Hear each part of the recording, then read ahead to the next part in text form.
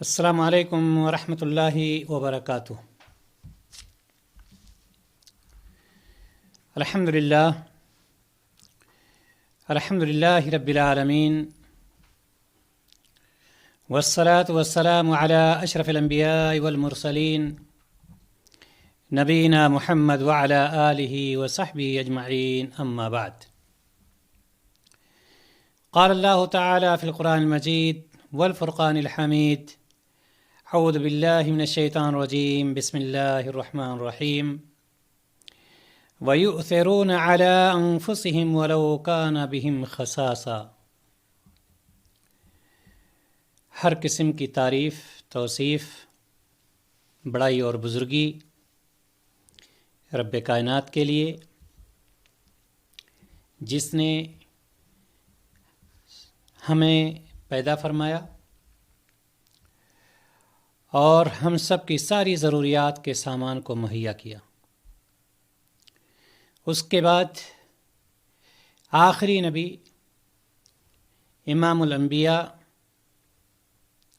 خاتم النبیین، رحمت للعالمین، جناب محمد رسول اللہ صلی اللہ علیہ وسلم پر درود و سلام۔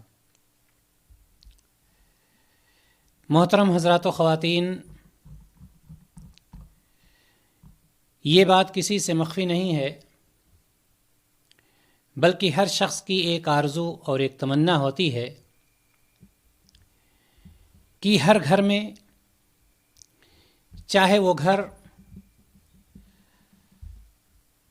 چھوٹے لوگوں کا ہو، یعنی چھوٹی فیملی کا ہو، یا چاہے وہ گھر بڑی فیملی کا ہو، چاہے وہ گھر پڑھے لکھے لوگوں کا ہو یا ان پڑھ لوگوں کا ہو، چاہے وہ گھر بزنس مین کا ہو، کسی بھی طرح کا گھر ہو، ہر شخص یہ چاہتا ہے کہ گھر میں ہمیشہ ہنسی خوشی کا ماحول رہے، امن و شانتی رہے، ایک دوسرے سے لوگ ملیں جلیں، بات چیت کریں، گفت و شنید کریں، ہر شخص کی ایک خواہش ہوتی ہے۔ گھر میں کون لوگ ہوتے ہیں عام طور پر؟ آج کی اس مجلس میں آپ کو یہ بتلانے کی کوشش کروں گا کہ گھریلو جھگڑوں کا علاج کیا ہے۔ گھر میں ہر شخص چاہتا ہے خوشی کا ماحول، لیکن آئے دن جھگڑے کیسے ہوتے رہتے ہیں، لڑائیاں کیسے ہوتی رہتی ہیں، ماحول کیسے خراب ہو جاتا ہے گھر کا۔ گھر میں عام طور پہ کون لوگ ہوتے ہیں؟ میاں بیوی، بچے، بھائی بہن، ساس بہو، بھائی چچا، چھوٹے بڑے، یہی سارے لوگ ہوتے ہیں جن سے ایک گھر بنتا ہے، اور یہی لوگ آپس میں لڑ جاتے ہیں تو گھر کا ماحول خراب ہو جاتا ہے۔ عام طور پر دیکھا جاتا ہے کہ گھر میں ہر وقت لڑائی جھگڑا ہوتا رہتا ہے، اور کبھی کبھار یہ جھگڑے مزید بڑھ جاتے ہیں اور بڑھتے ہی چلے جاتے ہیں، اور گھر والوں کو کبھی کبھار پتہ بھی نہیں چل پاتا ہے کہ یہ ماحول خراب کیسے ہو جاتا ہے، یہ جھگڑے شروع کہاں سے ہوتے ہیں، یہ لڑائیاں کیسے شروع ہو جاتی ہیں۔ اور حقیقت یہ ہوتی ہے کہ گھر والے گھر کا ماحول خراب نہیں کرنا چاہتے، بس غیر ارادی طور پر یوں ہی گھر کا ماحول خراب ہو جاتا ہے۔ اس کا علاج کیا ہے اور یہ ہوتا کیسے ہے، وہ کیوں ہوتا ہے؟ یاد رکھیں، گھر والوں کی رائے ایک دوسرے سے اگر الگ الگ ہے تو اس کا مطلب یہ نہیں ہے کہ گھریلو زندگی میں دراڑ پڑ رہی ہے، چونکہ چاہے میاں بیوی ہوں، چاہے باپ بیٹے ہوں، بھائی بہن ہوں، جتنے لوگ بڑھتے جائیں گے خیالات بدلتے جائیں گے اور ایک دوسرے کے خیالات میں فرق ہوگا۔ یہ کوئی بڑی بات نہیں ہے اور ایسا ہوتا ہے، لیکن گھر کا ماحول خوشگوار کیسے ہوگا یا نہیں ہوگا، اس چیز کو ہمیں جاننے کی ضرورت ہوتی ہے۔ جب ہم اس چیز کو جان لیں گے کہ گھر کا ماحول کیسے خوشگوار ہوگا، ہم یہ اختلافات جو چھوٹے چھوٹے ہو جاتے ہیں اس کو حل کیسے کریں گے، تو گھر کا ماحول خود بخود صحیح ہو جائے گا. چاہے میاں بیوی ہوں، چاہے ساس بہو ہوں، چاہے باپ بیٹے ہوں، چاہے بھائی بہن ہوں، جن کے درمیان بھی اگر کوئی اختلاف آتا ہے، اگر چند چیزوں کا وہ خیال کر لیں تو یہ اختلافات ختم ہو سکتے ہیں. آئیے ان گھریلو جھگڑوں کو دور کرنے کا حل قرآن و حدیث کی روشنی میں ہم تلاشتے ہیں. اللہ تبارک و تعالیٰ نے قرآن مقدس میں کیا ارشاد فرمایا؟ سورۃ الحشر آیت نمبر 9 میں وَيُؤْثِرُونَ عَلَىٰ أَنفُسِهِمْ وَلَوْ كَانَ بِهِمْ خَصَاصَةٌ. اس آیت کی وضاحت میں آخر میں چل کر کے کروں گا، لیکن ترجمہ ابھی کر دیتے ہیں کہ اور انہیں اپنے آپ پر ترجیح دیتے ہیں، یعنی دوسروں کو، اگرچہ وہ خود تنگی میں ہوں. یہ اس آیت کا ترجمہ ہوا. اور آئیے صحیح بخاری کی وہ روایت جس میں معاشرہ، سوسائٹی، گھر بار سب کو صحیح کرنے کا ایک اچھا طریقہ نبی کائنات جناب محمد رسول اللہ صلی اللہ علیہ وسلم نے بتلایا. ارشاد ہے لا یؤمن احدکم حتی اکون احب الیہ لا یؤمن احدکم حتی یحب لاخیہ ما یحب لنفسہ. کیا فرمایا صلی اللہ علیہ وسلم نے کہ لا یؤمن احدکم حتی یحب لاخیہ ما یحب لنفسہ، یعنی تم میں سے کوئی شخص اس وقت تک مکمل ایماندار نہیں ہو سکتا جب تک اپنے لیے جو پسند کرتا ہے اپنے دوسرے مسلمان بھائی کے لیے بھی نہ پسند کرے. یعنی جو چیز آپ اپنے لیے پسند کرتے ہیں وہی چیز جب دوسرے بھائی کے لیے پسند کریں گے، اپنے سامنے والے کے لیے پسند کریں گے، تب آپ کا ایمان مکمل ہوگا. یہ کون فرما رہا ہے؟ یہ نبی کائنات صلی اللہ علیہ وسلم نے فرمایا. صحیح بخاری کی روایت لا یؤمن احدکم حتی یحب لاخیہ ما یحب لنفسہ، یعنی ایمان مکمل ہو ہی نہیں سکتا جب تک آپ جو اپنے لیے پسند کر رہے ہیں وہی چیز دوسرے کے لیے پسند نہ کریں. محترم حضرات و خواتین، گھر میں سکون، اچھے ماحول اور پرسکون زندگی کے لیے جن چیزوں کی ضرورت ہے ان میں سب سے اہم ایک چیز کیا چیز ہے؟ گھر میں جھگڑے لڑائی کا نہ ہونا.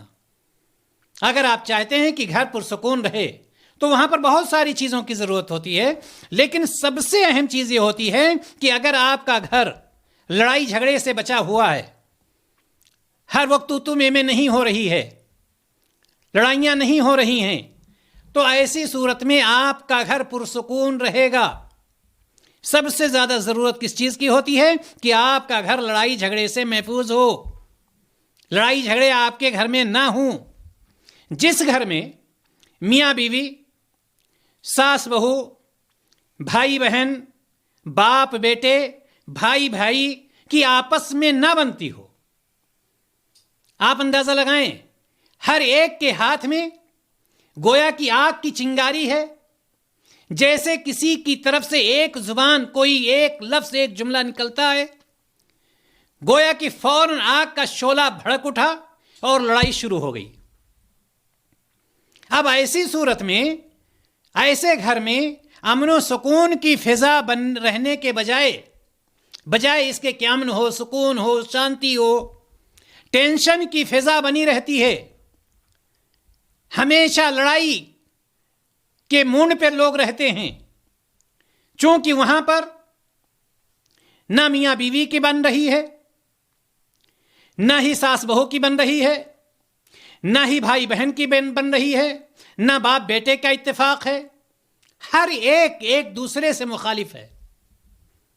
جب ایک دوسرے سے مخالف ہے تو گویا کہ ہر شخص کے ہاتھ میں بارود ہے، وہ انتظار میں ہے. سامنے والا کوئی بولا فوراً وہ چھوڑ دیا اور شعلہ بھڑک اٹھا، لڑائی شروع ہو گئی.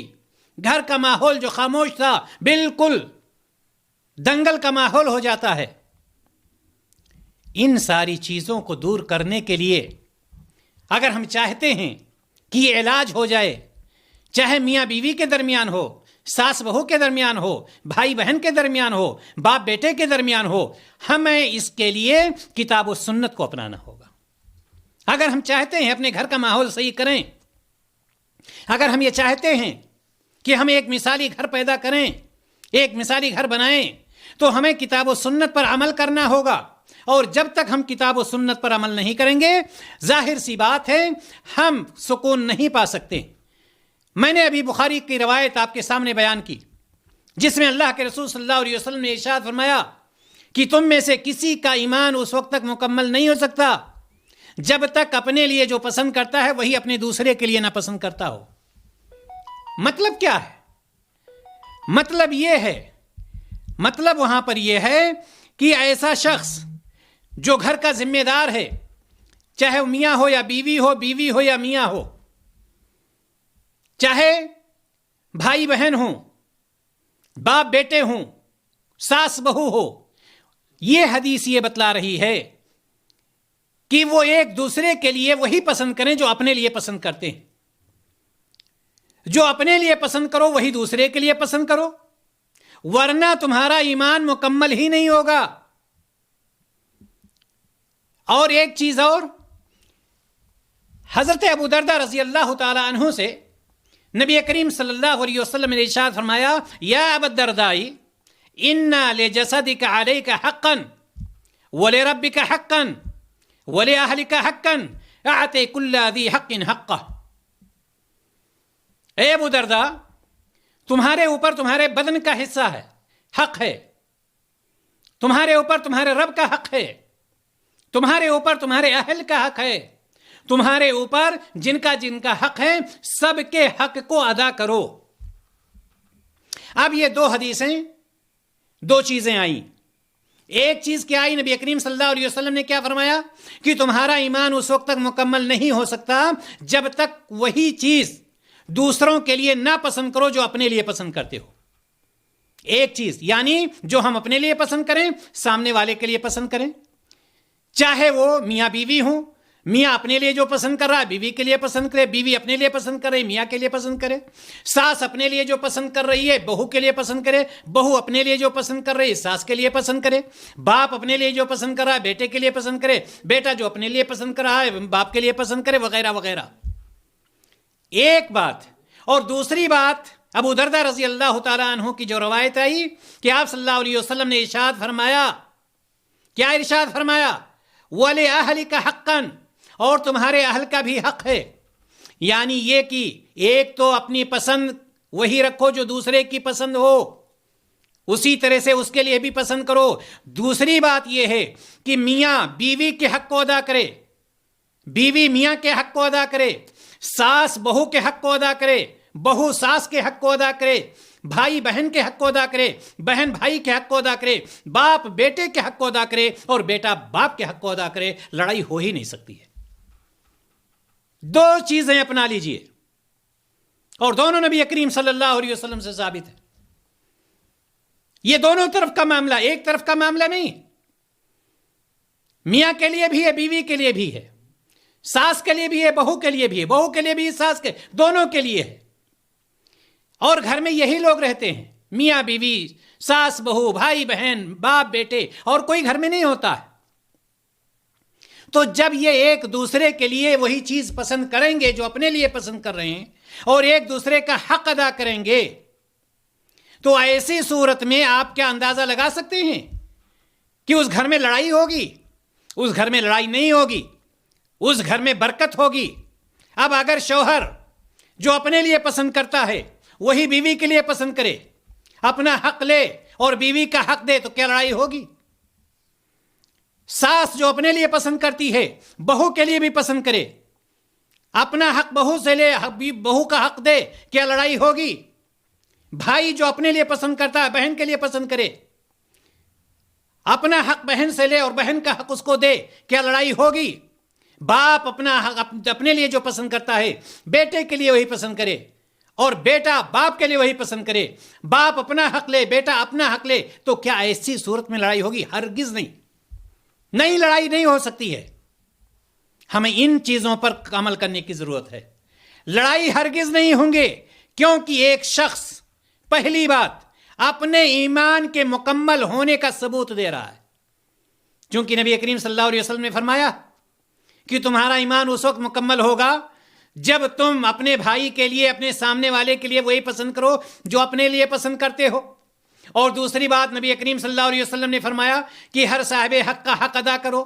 تو دونوں چیز آپ جب ادا کر رہے ہیں تو لڑائی ہونے کا کوئی چانس ہی نہیں ہے، چونکہ دوسرے کے لیے وہی پسند کر رہے ہیں جو اپنے لیے پسند کر رہے ہیں۔ اور دوسری بات یہ کہ ایک دوسرے کے حق کو ادا کیا جا رہا ہے۔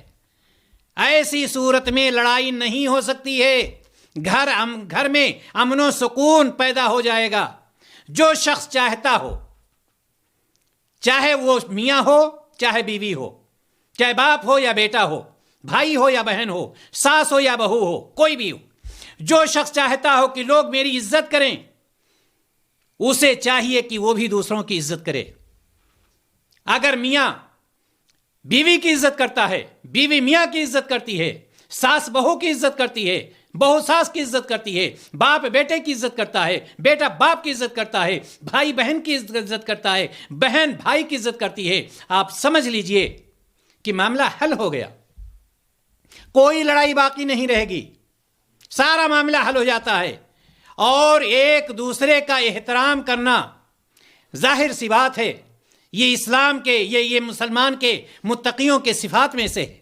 اسلامی معاشرہ کی بنیاد نبی کریم صلی اللہ علیہ وسلم نے اسلامی معاشرہ کی بنیاد جب رکھی، اور جب صحابہ کرام، اسلامی معاشرہ کی بنیاد کا مطلب کیا؟ یہی اصول کہ ایک دوسرے کے حق کو ادا کرو، ایک دوسرے کے لیے وہی پسند کرو جو اپنے لیے پسند کرتے ہو، یہ اسلامی سوسائٹی کی بنیاد ہے۔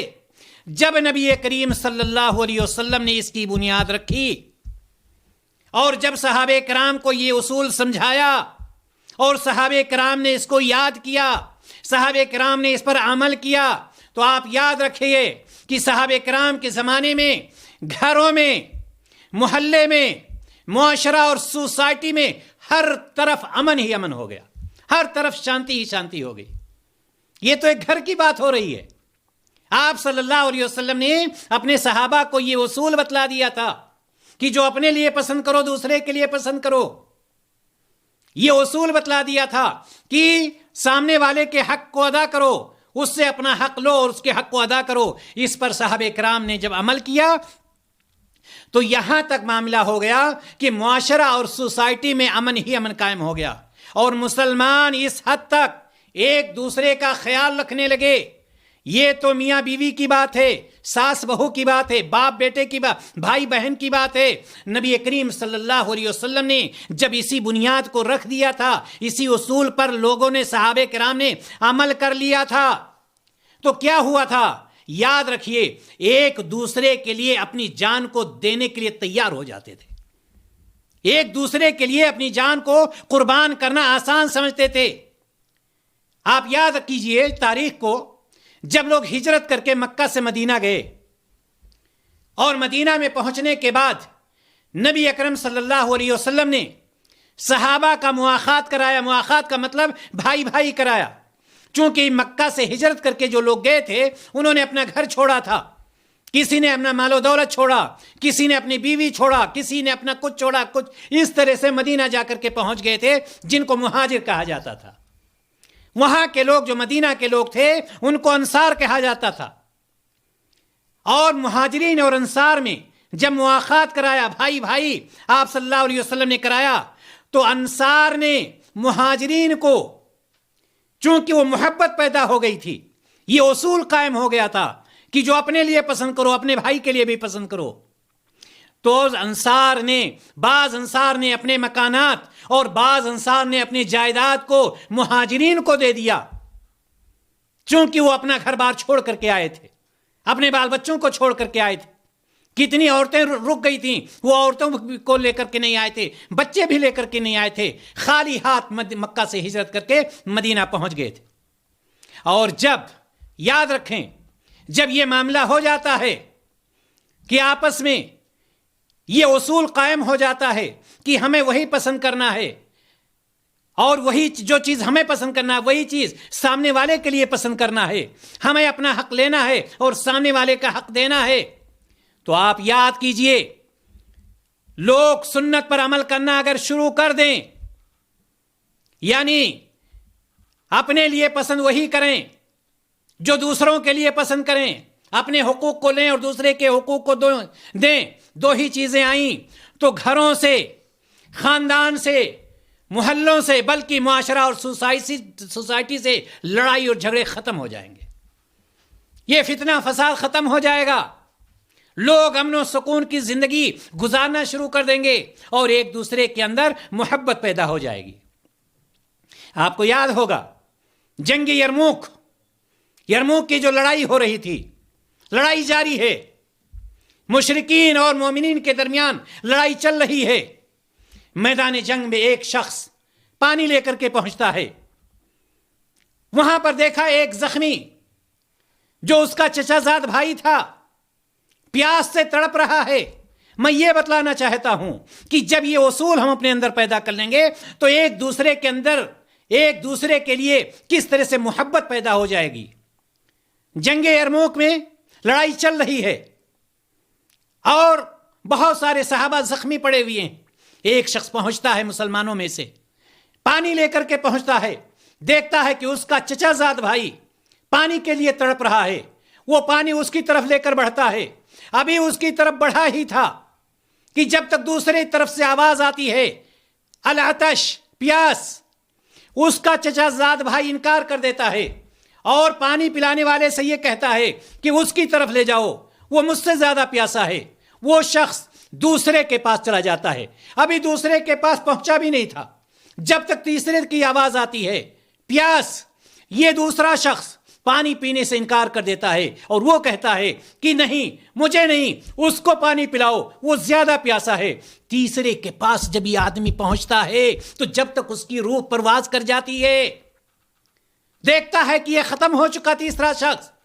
وہاں سے وہ شخص یہ سوچتا ہے کہ چلو ٹھیک ہے، یہ اللہ تعالیٰ کا پیارا ہو گیا، شہید ہو گیا، چلو دوسرے شخص کو پانی پلا دیتے ہیں، اس کی جان تو بچ جائے گی. جب دوسرے کے پاس آتا ہے تو وہ بھی ختم ہو چکا تھا. اب یہ سوچتا ہے میرا چچا زاد بھائی جو شروع میں جس کو میں پانی پلانے جا رہا تھا، اس کی جان کم از کم بچ جائے اس پانی سے.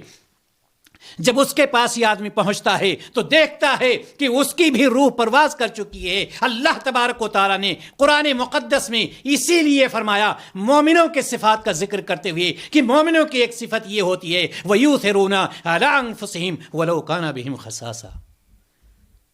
میرے اسلامی بھائی اور دوستو، جب ایک دوسرے کو ہم پہچان لیں گے، اپنے اندر، اپنے معاشرہ میں، سوسائٹی میں، اپنے گھر میں اسلام کے اصول کو بٹھا لیں گے، اسلام کے قانون اور قاعدوں کو بیٹھا لیں گے، تو ایک دوسرے سے محبت اس طرح سے ہو جائے گی کہ اپنی جان دینا گوارا کریں گے لیکن دوسرے کی جان پر آنچ نہیں آنے دیں گے. محترم حضرات و خواتین، میں بتلا یہ رہا تھا کہ گھریلو جھگڑوں کا علاج کس طرح سے ممکن ہے. جی ہاں، پہلی چیز آپ یہ اصول اپنا لیں کہ جو چیز اپنے لیے پسند کریں وہی چیز دوسرے کے لیے پسند کریں. آپ شوہر ہیں تب بھی جان لیجئے، آپ بیوی ہیں تب بھی جان لیجئے، آپ باپ ہیں تب بھی جان لیجئے، آپ بیٹے ہیں تب بھی جان لیجئے، آپ ساس ہیں تب بھی جان لیجئے، بہو ہیں تب بھی جان لیجئے، بھائی ہیں تب بھی جان لیجئے، بہن ہیں تب بھی جان لیجئے کہ جو اپنے لیے پسند کریں وہی سامنے والے کے لیے پسند کریں. ایک چیز.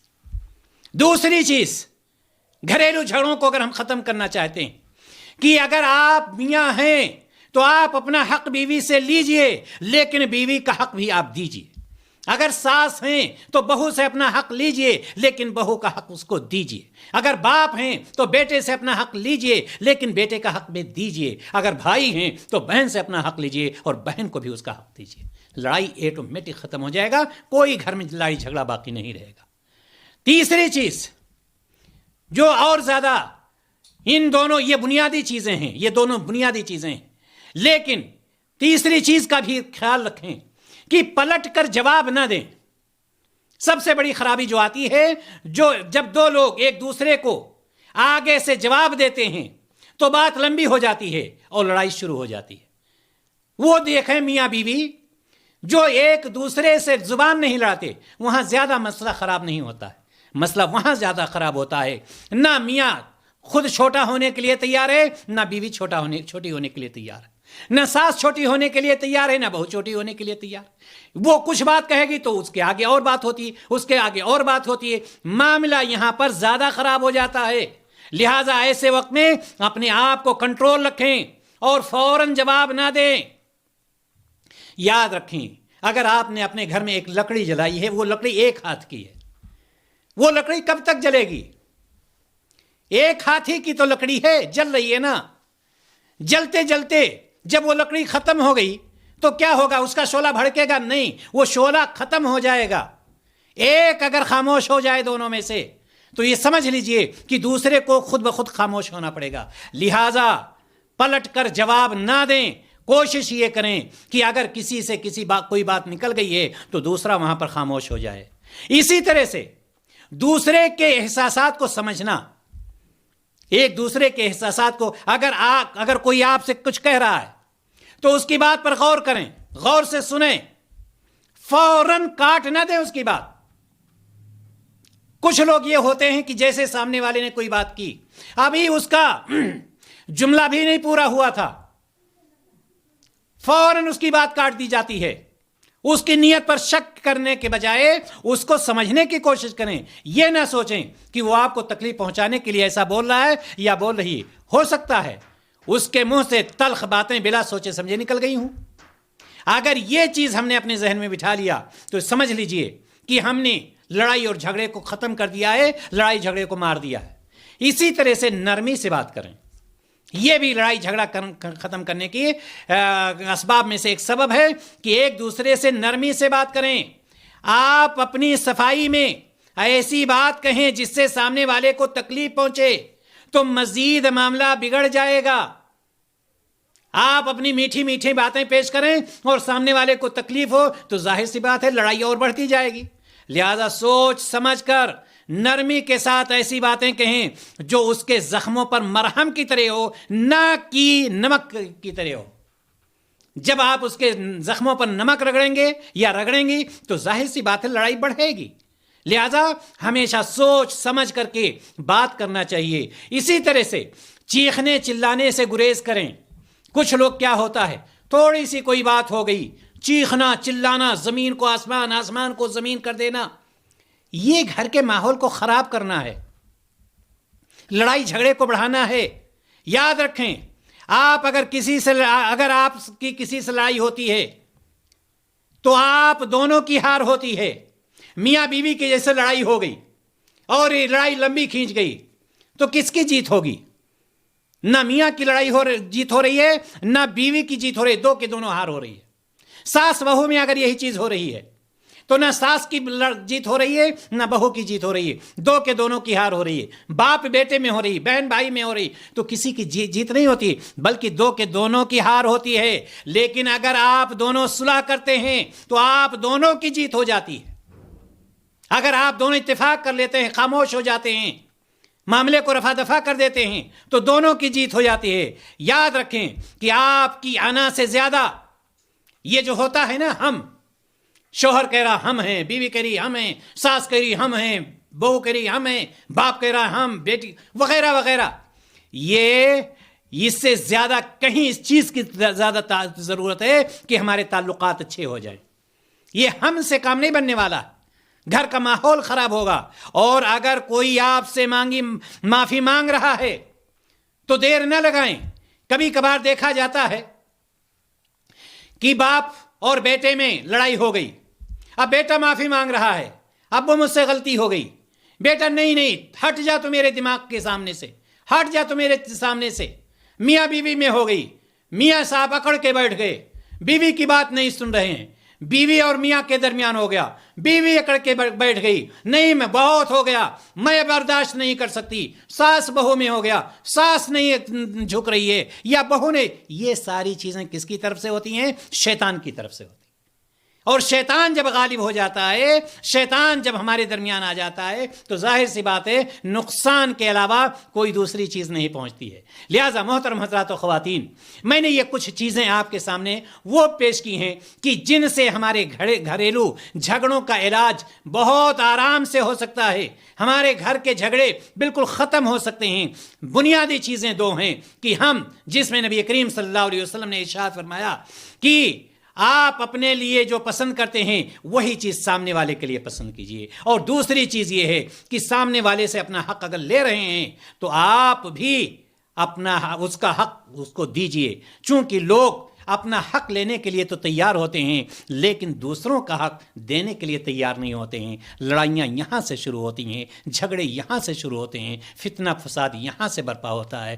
ہم اللہ تبارک و تعالیٰ سے دعا کرتے ہیں کہ الہ العالمین ہمارے گھریلو جھگڑوں کا علاج تو اس طرح سے کر دے کہ گویا کہ کبھی وہ آتا ہی نہیں ہے، اس کو ختم کر دے، اور الہ العالمین ہمیں کتاب و سنت پر عمل کرنے کی توفیق عطا فرما، جس طرح سے ہمارے پیارے نبی جناب محمد رسول اللہ صلی اللہ علیہ وسلم نے ہمیں طریقہ بتلایا ہے، اصول بتلایا ہے، یہ ایک گھر کو سنوارنے کا، ایک معاشرہ کو سنوارنے کا، ایک سوسائٹی کو سنوارنے کا۔ الہ العالمین ہمیں اس پر عمل کرنے کی توفیق عطا فرما، اور ہمارے دل میں یہ جذبہ پیدا کر دے کہ ہم جو چیز اپنے لیے پسند کرتے ہیں اپنے سامنے والے کے لیے پسند کریں۔ الہ العالمین ہمارے اندر یہ جذبہ پیدا کر دے کہ ہم اپنے حق کو دوسروں سے لے رہے ہیں تو دوسرے کے حق کو ہمیں دینے والا بنا دے۔ اور اسی پر میں اپنی بات کو ختم کرتا ہوں اس دعا کے ساتھ کہ الہ العالمین ہمارے گھروں کو